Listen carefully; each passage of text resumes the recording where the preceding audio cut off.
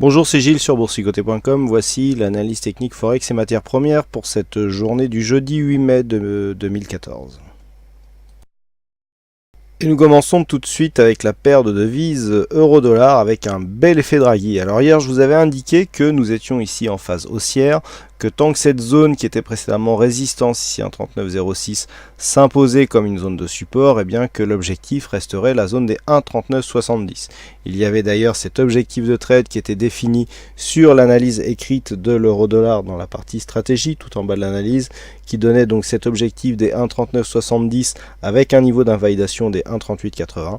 Avec le mouvement que nous avons eu aujourd'hui, nous avons eu d'abord ici la phase de hausse, puis la phase de baisse. Donc le niveau d'invalidation est bien arrivé après la prise de profit, donc sur le niveau de take profit ici qui était défini sur l'analyse. Donc on a tout simplement un mouvement qui se fait dans un petit mouvement de retournement de tendance suite à l'annonce de Mario Draghi d'une possible action de la Banque Centrale Européenne en juin, action qui aurait pour but soit de relancer l'économie, soit de faire baisser l'euro, peut-être les deux, on ne sait pas encore, on ne sait pas trop de quoi il s'agit, en tout cas ils vont agir, donc ça fait baisser l'euro face au dollar qui était quand même sur des niveaux relativement élevés. Donc les niveaux de l'euro-dollar redescendent ici sur la zone 1,3850. C'est une zone qui pourrait servir de support, elle était précédemment résistance ici sur cette phase d'évolution en range. Donc par rapport au mouvement que nous avons, on voit que nous sommes ici sur des zones relativement techniques et qu'il n'y a pour l'instant aucun mouvement d'emballement sur cette baisse de l'euro-dollar. Donc le prochain objectif dans le cas d'une rupture de cette zone des 1,3850 serait ici la zone des 1,3790, puisque nous avons ici une zone horizontale intermédiaire qui pourrait donc être définie comme le prochain objectif baissier sur l'euro-dollar. Et nous continuons avec le dollar yen, donc le dollar yen qui confirme cette cassure des 102 yens pour un dollar, puisque même si nous avons eu ici une cassure en deux temps, hier je vous indiquais que le fait d'être revenu ici sur cette zone qui était précédemment zone de support allait plutôt dans le sens d'une continuité du mouvement.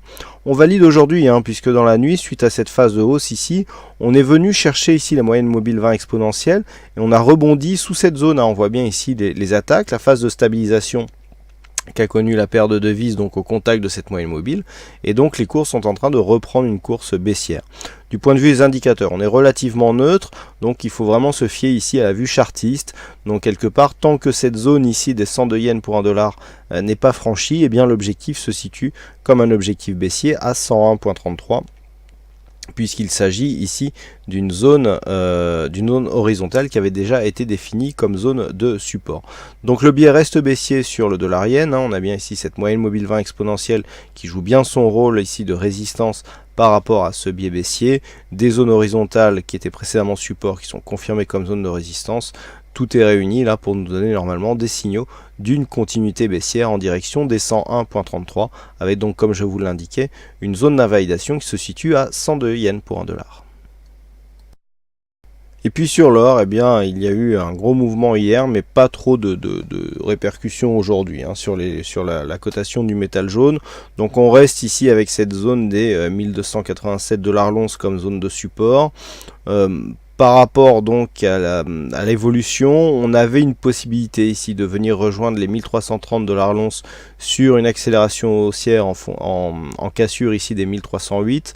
Il semblerait que nous soyons en train d'invalider ce mouvement, même si les cours ici s'inscrivent dans un mouvement légèrement haussier. Il semblerait que la dynamique ici qui avait permis au cours de casser cette zone des 1308 $ l'once soit terminée et que nous soyons maintenant dans un mouvement en range, voire un trend légèrement haussier.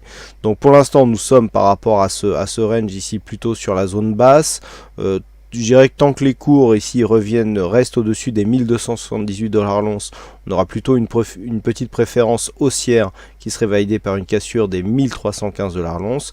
Et donc il faudrait ici bien sûr une cassure de cette zone des 1278 pour venir inverser le mouvement et s'inscrire dans un mouvement baissier avec des objectifs donc qui sont toujours définis aux alentours des 1230 $ l'once sur une accélération baissière. Mais pour l'instant le biais reste toujours légèrement haussier, que ce soit donc d'un point de vue court terme, hein, puisque nous avons ici, suite à cette phase de baisse, et bien ici une stabilisation des cours, donc potentiellement plutôt une remontée, ou que ce soit donc d'un point de vue moyen terme, puisque depuis que nous avons eu la cassure ici de cette zone de résistance long terme, et bien le biais moyen terme reste lui plutôt orienté à la hausse.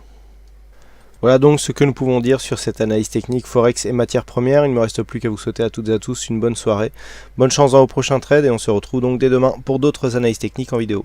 Bonsoir à tous.